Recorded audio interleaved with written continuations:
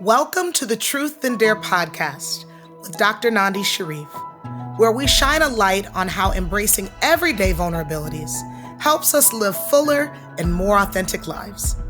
Tune into our podcast to hear how women practice accepting and loving the most vulnerable parts of themselves. And then stay for the pep talks about creating the space to do it yourself. Are you ready to jump into this episode, sis? Yes? All right? Then let's get it. Welcome to the Truth and Dare podcast. I'm your host, Dr. Nandi Shareef, and today we're talking about an important truth, that fine is the enemy of fabulous. Almost 5 years ago, my life looked great. I'm talking about it couldn't have looked any better, or so I thought. I was living in the San Francisco Bay Area, paying all of those high prices. I was working in the tech industry, making an impact in some really significant ways and working within people development and human resources. I had a great house in the Piedmont area of Oakland, and I lived above a little store right across the street from 7-Eleven. I could walk around and see all the cute little doggies that lived in the neighborhood. And it was just a really beautiful life. I traveled whenever I wanted to. I was able to see my friends. And on top of that, for the first time in a really long time, I was in an amazing relationship with a very beautiful man. And I'm like, oh my gosh, this life is incredible. It was almost like a handcrafted sweater, if you would, one that was organic and bespoke and small batch. And someone really took a lot of time on it. You could just tell all of the work that went into this life. And then one day I noticed a loose thread, and it was a little bit unnerving because it didn't happen when I was at home in the comfort of my own house, maybe on a Saturday or Sunday morning, just reflecting on my life. No, it happened to happen in front of a group of people. I had gotten together with some of my friends from work and their partners, and we went over to Berkeley, California, and sat at the Claremont Hotel. And it was absolutely beautiful because there's this outside area where you can sit, and in their beautiful patio furniture, you can look over the bay and see the San Francisco skyline. So we're relishing, we're taking it all in. And then we start to do some check-ins because since we're colleagues, most of the time at work, we're only talking about work and projects that we had. And this time around, we had the opportunity to just see how we're doing person to person. And so one of my colleagues starts, and her wife is there, and they're talking about their amazing partnership and how things are going really well for them. And they were really excited. And then they kicked it over to another colleague, and she started to chat about how she had this amazing experience going off in a retreat in New York, and she didn't know where she was going. It was a complete surprise, and that she ended up being surprised with meeting someone that she fell in love with. So it was really, really awesome. And I'm hearing these stories and I'm leaning in, waiting with bated breath to hear the next thing that my colleagues had to say. And I was enjoying it so much that I didn't even really recognize when they turned their attention toward me and asked, well, Nandi, we haven't heard from you. What are your updates? How are you? And I paused for a lot longer than I think I intended to. And as I started to gather my thoughts, I just allowed myself to speak. And I said, oh, everything's fine. Work is fine. The house is fine. My partner is fine. My family is fine. Yeah, everything is pretty fine. And just like that old sweater, I looked and I saw this thread called, "Is this all there is?" I'm hearing myself say fine, and I'm like, that doesn't quite sound right. If everything is together and I've got all of these accolades and accomplishments and experiences, what should have come out of my mouth is, my life is incredible. My life is great. Kind of how I led us into this conversation today. That was not what I said. I said everything was fine. And the little voice inside of me said, is fine all there is?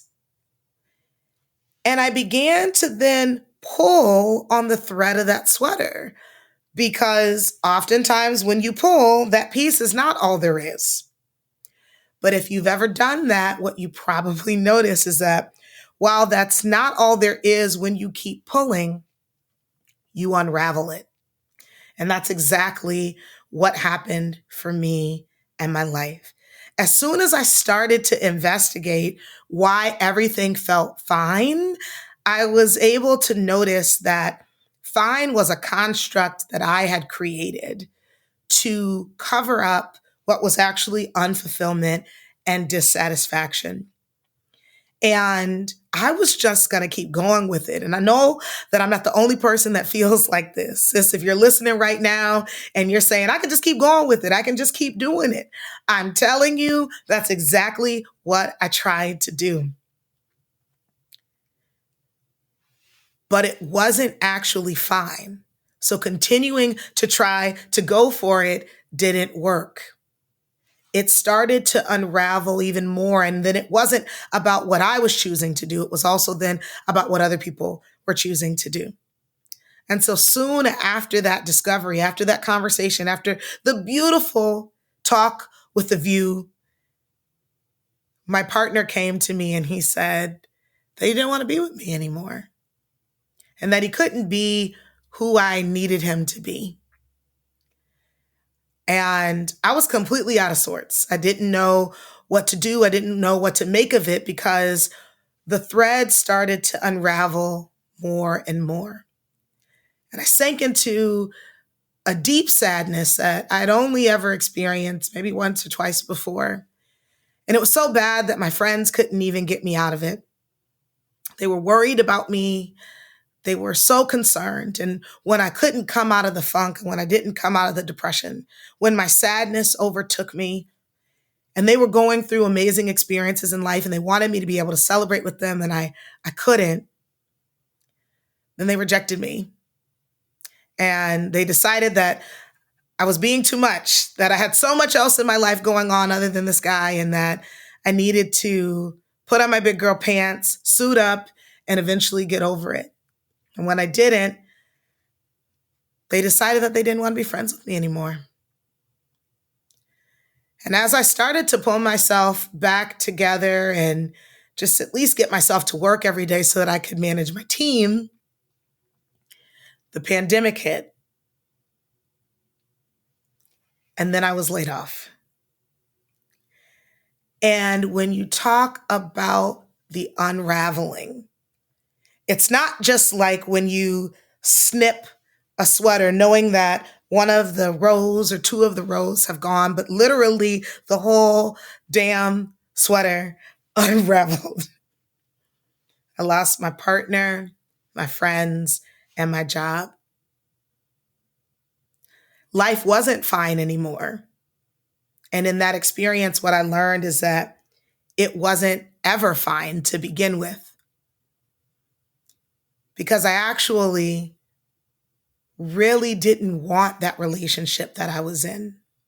Because I felt like I had to be someone who I wasn't, someone with less education, someone who wasn't as ambitious, someone who wasn't as accomplished, someone who just wanted to be a homemaker. And I was trying to fit into the mold of his family because they liked simple people. And if you know me, you know that there's nothing about me that's simple, but I was trying to make it work. That's why it wasn't great. That's why it was just fine. And with these friendships that I lost, they had been on their last leg for a little while.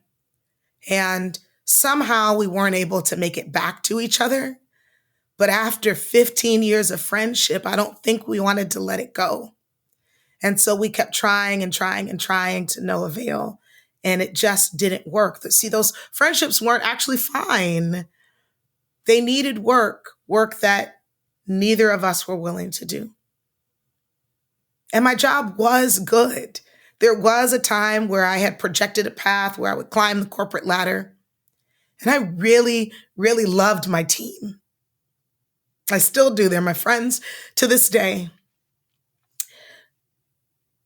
But a little part of me was dying every single day that I was going into that work, knowing that I wasn't doing what I was called to do, my mission, my purpose, which was to change the lives of others through the work of transformation and coaching. I was saying life was fine, even to other people, and even the way that I introduced it to you today, it was good, it was incredible. but it wasn't, because it wasn't mine. It was somebody else's damn good life. But my life was yet to be discovered at that point. At that time, I felt like I was left with nothing. I felt like I was left with the unraveling, taking everything. And technically, it really did in terms of what my life had looked like at that point. But what I found is that it left me with the most purest form of myself. In that dark night of the soul, I got to connect to my most vulnerable truth. That a long time ago, probably when I was about 5 years old, and my dad announced to me and my siblings that he and my mother were getting divorced, and my mom picked us up from him having that conversation with us. And as she pulled away in the blue Toyota Tercel, I turned around in the back window and I looked out, and I left my dad there, yes, but I also felt like I left a part of myself.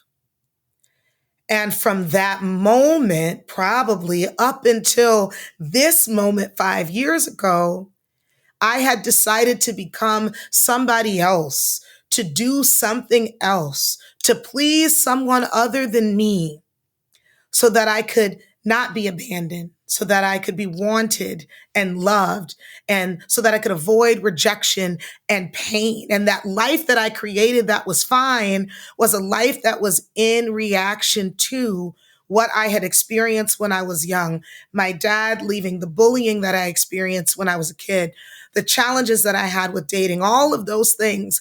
I decided I was going to grow myself up and be strong and have these accomplishments. And nobody was going to tell me anything. I was going to become this amazing doctor with an incredible career and a man that looked so fine that I could take him to my 20-year high school reunion and be like, oh, look at him. That's what I was choosing to do. But that wasn't my life. That was a life that was in reaction. And so in this moment where I thought I lost everything from the unraveling, what I actually had back was myself, the self that I left when I was 5 years old. And she was so beautiful. She was so small and so beautiful. And I had silenced her for so long. And when I started to listen to her, I was able to hear her wants, her dreams, her aspirations. And I learned that the find that I had was nothing compared to the fabulousness that was her vision. As I began to listen to her, and I noticed that there was no coming back. There was no putting this sweater back together. Even if I took it to a seamstress, it's already unraveled. But what I could do was create something new. And when I decided to listen to her and dream a new dream, fabulous was not even the beginning of it. I gave away or sold most of my belongings. I had my mentor's husband help me find a car, and I purchased one because I lived in Brooklyn prior to that, so I didn't have a car anymore. And I picked up my life and moved all the way across the country. I drove from California all the way to the East Coast and decided to finally bet on myself as a full-time entrepreneur. And no sooner than when I landed here on the East Coast, I had a phone call and another phone call. Nandi, can you help my team do this? Nandi, can you support me on this engagement? Nandi, can you lead these executives through this transformational experience? All of the things that I really, really wanted, but was too scared to offer myself. See, that's the thing about fine being the enemy of fabulous. Not only will you accept fine, but you will tell yourself that fabulous isn't possible to you. You will bury your dreams and not believe that it's possible for you. And then when you actually take the chance, then you'll see it was possible all along. And it was beautiful. It was humbling, in fact, because I was able to see, oh no, you have what it takes to be a successful entrepreneur. You have the opportunity to be able to live life on your terms. You can be yourself. You can dye your hair. You can wear long nails. You can do anything you want if you choose to live that life, Nandi. It was my protective self, the one who decided that it was too hard to be myself because that version of Nandi got left. That version of Nandi was rejected or bullied or abandoned. That protective self chose fine. But the little girl in me chose fabulous. And the life that I had on the other side of this experience, man, the life that I still have, because I'm still on the other side of the experience, has been magical and breathtaking. And so this Truth and Dare movement that I'm starting is about unleashing the vulnerability, the most vulnerable truth, the little girl inside of each of us, sis, who has been waiting and wanting to share with you, with me, with us, what a fully expressed, authentic, real, incredible, fabulous life could be. To open up the doors for us to be able to live that unapologetically, unashamedly. That's what I'm here to do because I figured it out for myself and I want to help others do that as well. And so if you're listening, this is for you. This is your sign that it's possible for you, that you don't have to settle for fine anymore. So just like I dared myself, I'm daring you. Let the little girl inside of you be in the driver's seat. And I know you might be saying, Nandi, that actually sounds pretty irresponsible. She is about 7 years old and me, and so she can't qualify for a driver's license. She wouldn't know where to go. She wouldn't know where to turn. And I'm telling you this. She has hopes, dreams, and aspirations, wants and desires. She knows who you are at your core. And if you let her tell you where to go, if you let her tell you what she believes might be possible, if you let her creativity run wild, she's going to come up with something that will blow your freaking mind. I promise you. She won't let you accept less than anymore. Instead, she's going to be your main champion, your cheerleader. She's going to help you believe that more is possible for you. So let her be in the driver's seat. That's my dare to you today as listeners. Dare to dream. Dare to choose fabulous over fine. Dare to win this thing called life on your terms. And when you choose to do that, you will notice that you will set yourself free. If you enjoyed today's podcast, I invite you to join us and listen to the other podcasts that are a part of this season. We're really excited as the Truth and Dare movement to welcome you and being a part of this family, a part of this sisterhood.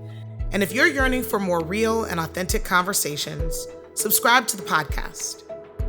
If you want to learn more about the Truth and Dare movement, go to truththandare.com, sign up for my email list, and check out my services and offerings, including live events. We encourage you to listen, we encourage you to comment, and we encourage you to share your stories with us too at hello@truththandare.com. And most importantly, we dare you to dream. Until next time, take care.